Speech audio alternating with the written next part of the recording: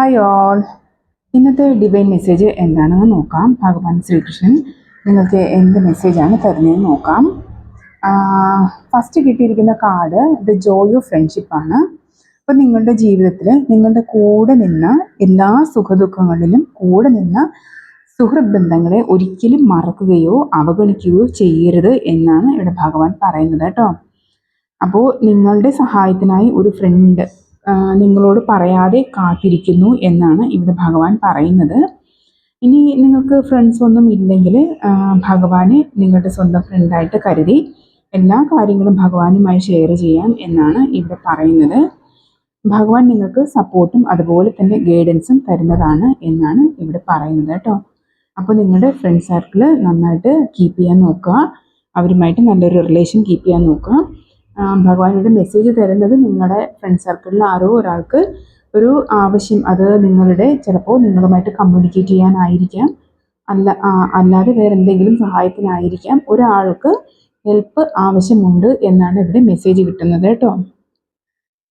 അടുത്തതായി കിട്ടിയ message do not provoke നെഗറ്റിവിറ്റിയാണ്. അപ്പോൾ നിങ്ങൾ ചിന്തകൾ കൊണ്ടോ നിങ്ങളുടെ പ്രവൃത്തികൾ കൊണ്ടോ ലൈഫിലേക്ക് നെഗറ്റിവിറ്റി ആകർഷിച്ച് എടുക്കരുത് എന്നാണ് ഭഗവാൻ ഇവിടെ തരുന്ന മെസ്സേജ്.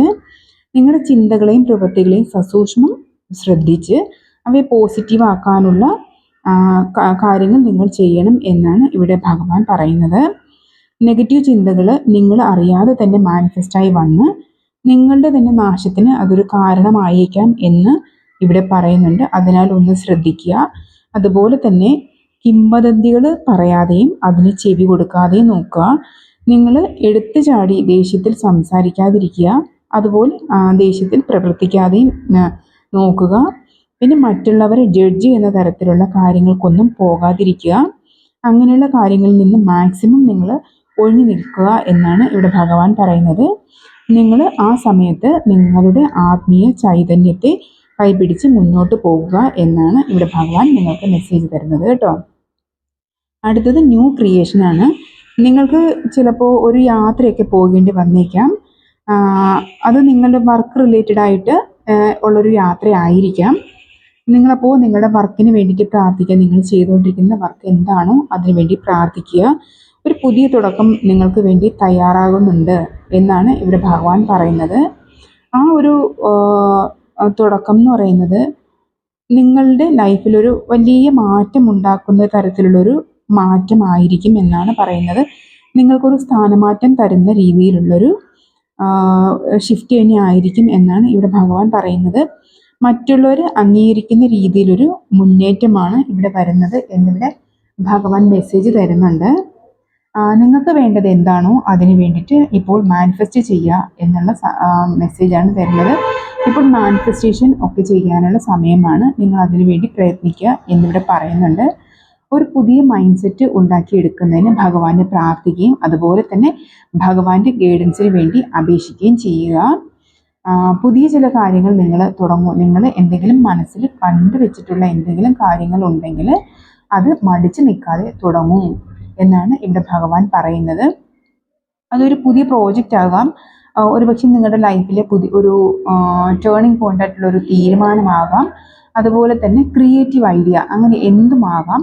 എന്താണെങ്കിലും അതിന് വേണ്ടിയിട്ടൊരു ഫസ്റ്റ് സ്റ്റെപ്പ് എടുക്കൂ. ചിലർക്ക് ഇതൊരു മാരേജ് ഒക്കെ ആവാം കേട്ടോ. അപ്പോൾ നിങ്ങളുടെ ക്രിയേറ്റീവ് ഐഡിയാസ് എന്തൊക്കെ ഉണ്ടെങ്കിൽ നിങ്ങളത് ചെയ്യാനായിട്ട് ഒരു ഫസ്റ്റ് സ്റ്റെപ്പ് എടുക്കാനാണ് ഇവിടെ ഭഗവാൻ പറയുന്നത് കേട്ടോ. ഇനി അടുത്ത് നമ്മൾ ഗീത ടെക്കിൽ നിന്ന് കിട്ടിയ കാർഡ് എന്താണെന്ന് വെച്ചാൽ ട്രാൻസ്മിഷൻ ഓഫ് നോളജ് ആണ്. പുരാതന കാലത്ത് ആത്മീയ ജ്ഞാനം മറ്റുള്ളവർക്ക് പകർന്നു കൊടുത്തിരുന്നത് ആത്മീയ ഗുരുക്കന്മാർ മുഖേന ആയിരുന്നു. ആ ഒരു പാരമ്പര്യം അവസാനിച്ചതോടെ ആ ജ്ഞാനത്തിൻ്റെ ഒഴുക്ക് നിലച്ചുപോയി എന്നാണ് ഇവിടെ ഭഗവാൻ പറയുന്നത്. അംഗീകാരമുള്ള നിലവാരമുള്ള സ്രോതസ്സിൽ നിന്നും നിങ്ങൾ അറിവ് സമ്പാദിക്കൂ എന്നാണ് ഇവിടെ ഭഗവാൻ പറയുന്നത്.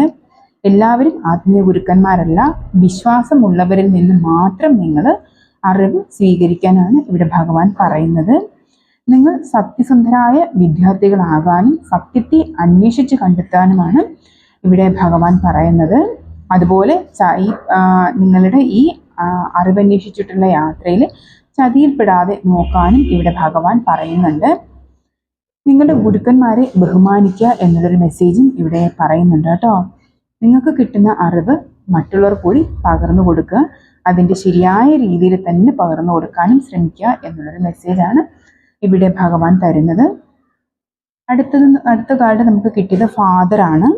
ഇത് ഫാദർ ഭഗവാനാണ് ഭൂമിയിലെ സകല ചരാചരങ്ങൾക്കും പിതാവായിട്ടുള്ളത്. നിങ്ങളിലുള്ള ആത്മചൈതന്യം അഥവാ നിങ്ങളുടെ സോൾ എന്ന് പറയുന്നതും ഭഗവാന്റെ തന്നെ ഒരു അംശം തന്നെയാണ്. അതിനാൽ നിങ്ങളും ഭഗവാനും വ്യത്യസ്തരല്ല, രണ്ടല്ല, ഒന്ന് തന്നെയാണ് എന്നാണ് ഇവിടെ ഭഗവാൻ പറയുന്നത്. ആ ഒരു സത്യം നിങ്ങൾ അംഗീകരിക്കുക, അറിയുക എന്ന് ഭഗവാൻ പറയുന്നുണ്ട്. നിങ്ങൾക്ക് ഭഗവാനിൽ നിന്നും ഒരിക്കലും വേർപെടാൻ കഴിയുകയില്ല എന്നാണ് പറയുന്നത്. കാരണം ഭഗവാന്റെ ഒരു ആത്മചൈതന്യം തന്നെയാണ് നിങ്ങളും. നിങ്ങൾ ഒറ്റയ്ക്കാണ്, ഉപേക്ഷിക്കപ്പെട്ടവരാണ് എന്നുള്ളൊരു ചിന്തയിൽ മുന്നോട്ട് പോകുന്നവരാണെങ്കിൽ നിങ്ങളോട് ഒരു മെസ്സേജ് തരുന്നുണ്ട്. നിങ്ങൾ നിങ്ങളുടെ ഈ യാത്രയിൽ ഒരിക്കലും ഒറ്റയ്ക്കല്ല, നിങ്ങളുടെ കൂടെ സദാ നിങ്ങളുടെ പിതാവായ ഭഗവാൻ കൂടെ ഉണ്ട് എന്നുള്ളൊരു മെസ്സേജാണ് ഇവിടെ ഭഗവാൻ നിങ്ങൾക്ക് വേണ്ടി തരുന്നത് കേട്ടോ. അപ്പോൾ നിങ്ങളുടെ ഈ യാത്രയിൽ ഒറ്റപ്പെടലും സങ്കടവും ഒന്നും നിങ്ങൾ കൊണ്ട് നടക്കണ്ട. നിങ്ങളുടെ കൂടെ നിങ്ങളുടെ പാരൻ്റായി ഭഗവാൻ തന്നെ കൂടെ ഉണ്ട് എന്നാണ് ഇവിടെ പറയുന്നത് കേട്ടോ. അടുത്ത മെസ്സേജ് കണക്റ്റഡ് ടു ഗോഡാണ്. ഭഗവാനിൽ എപ്പോഴും കണക്റ്റായിരിക്കുക. അതായത് ആരാണോ ഭഗവാനിൽ സദാ അടിയുറച്ച് വിശ്വസിച്ച് നിലനിൽക്കുന്നത് അവർക്ക് ഭഗവാനെ അനായാസേന പ്രാപ്യമാണ് എന്നാണ് ഇവിടെ തരുന്ന മെസ്സേജ്. നിങ്ങൾ ചെയ്യുന്ന എന്ത് കാര്യത്തിലും ഭഗവാനെ സ്മരിക്കുക. അത് നിങ്ങളുടെ ഡെയിലി റുട്ടീൻ, ദൈനംദിന ജീവിത കാര്യങ്ങളിലായിരുന്നാലും നിങ്ങളുടെ ഏത് പ്രവൃത്തി മണ്ഡലങ്ങളിലായിരുന്നാലും അത് ഭഗവാനുമായി എപ്പോഴും കണക്ട് ചെയ്ത് പ്രവർത്തിക്കാനാണ് ഇവിടെ പറയുന്നത് കേട്ടോ. അപ്പോൾ നിങ്ങൾ അതിന് വേണ്ടിയിട്ട് നിങ്ങൾക്ക് പ്രാർത്ഥിക്കാം, ഗ്രാറ്റിറ്റ്യൂഡ് പറയാം ഭഗവാനോട്. അതുപോലെ നിങ്ങൾ എന്താണ്, നിങ്ങൾ ആരാണ് എന്നുള്ളൊരു തിരിച്ചറിവ് നിങ്ങളിൽ കൊണ്ടുവരിക. അങ്ങനെ പല രീതിയിലും നിങ്ങൾക്ക് ഭഗവാനുമായിട്ട് സ്വയം കണക്റ്റ് ആകാം എന്നാണ് ഇവിടെ പറയുന്നത്. ഇത് നിങ്ങളുടെ മനസ്സമാധാനം, ഇന്നർ പീസ് കൊണ്ടുവരാനും അതുപോലെ തന്നെ ഭഗവാനിലോട്ട് ലയിക്കാനും സഹായിക്കും എന്നാണ് ഇവിടെ ഭഗവാൻ പറയുന്നത്. അപ്പോൾ ഇതിത്രയുമാണ് നിങ്ങൾക്കുള്ള ഗ്രേറ്റ് മെസ്സേജസ്. എല്ലാം വളരെ മീനിങ് ഫുൾ ആയിട്ടുള്ള മെസ്സേജസ് ആണ് ഇന്നിവിടെ നിങ്ങൾക്ക് കിട്ടിയിരിക്കുന്നത്. അപ്പോൾ എല്ലാം പ്രാവർത്തികമാക്കാൻ നോക്കുക. അപ്പോൾ ഇതിത്രയാണ് മെസ്സേജ്. Thank you.